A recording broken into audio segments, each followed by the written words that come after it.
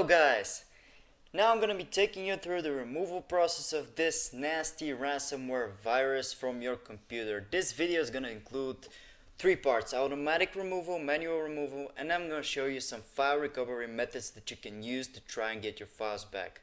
Before we start with the video steps, I'm going to say that you're going to have to always follow guidance from site or video YouTube channel that is legitimate. Always make sure to back up your files and use trustworthy sources, and always check if these are real people behind these removal guides.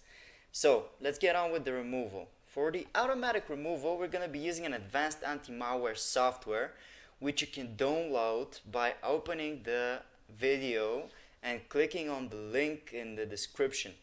It's going to take you through a removal article about the specific virus, where you can find the download button, which you should click, and it will take you to the download page where the download should start automatically, and then you have to open the installer that you downloaded.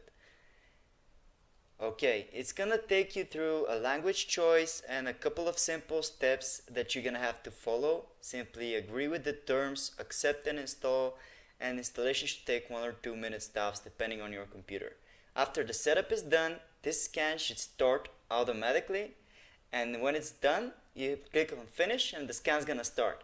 Now that's it. Basically now the software is looking for any virus files, objects, cookies, anything that may be even potentially malicious, and any virus will hopefully be detected and removed. When it's done, simply select the threads and then click on the next button to remove it. It's easy as that.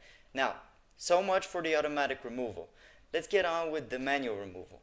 For the manual removal, I highly suggest that you back up the encrypted files and that you have some experience with removing threads.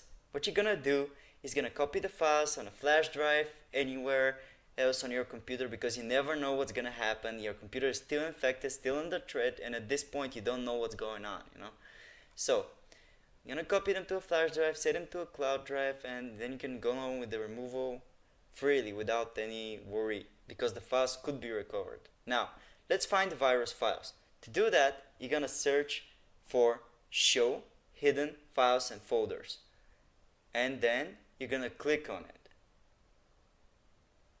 Alright.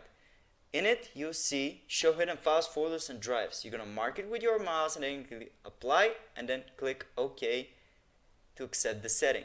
Now we can find the file even if it's hidden. To find the file, you have to know the name. Usually in the description we upload the names of the files in the article where we do research on different viruses. So you can check if it's there. If it's not, you can check via other ways, which I'm going to take you through. Now what you're going to do, open my computer, and then you're going to type file extension, the file extension exe. In this case, example virus name is just to show you how it works. You're going to type the file name, and then Windows will take care of the rest. And you hit enter, it's going to hopefully locate the virus file, search for it, and locate it like shown here. And then you have to delete it as an admin from your computer, and basically that's it. You've taken care of the virus now. Be advised, you need to have experience, like I said, in removing threads to be able to find these files. Another way to find them and to clear your registry entries is to press the Windows key and the button R and type regedit. Now I'm going to show you how to clean your registry entry and how to be able to find such files as well. First, we're going to back up the registry by clicking on File and Export. Alright, and then you're going to save it somewhere easy to find. On Export range, click All and type the file name to be as easy as you can remember. So click on save, and now you have set up a backup for your registry, so if something messes up, you can always get your registry back, the old good configuration, by clicking on File and then Import and selecting this backed up file. So now we're going to be looking for a specific key. Press Ctrl and S to open the search bar. To do that, you're going to mark only keys. We're looking for keys specifically here, and then you're gonna type run or run once.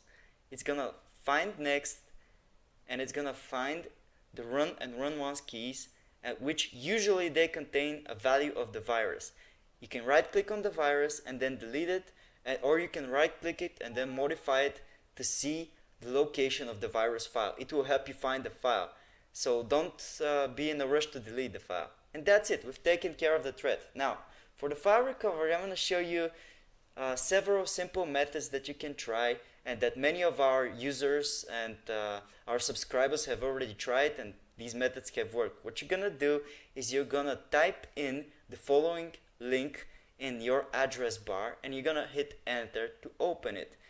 This will take you to our specific article for file recovery against ransomware viruses.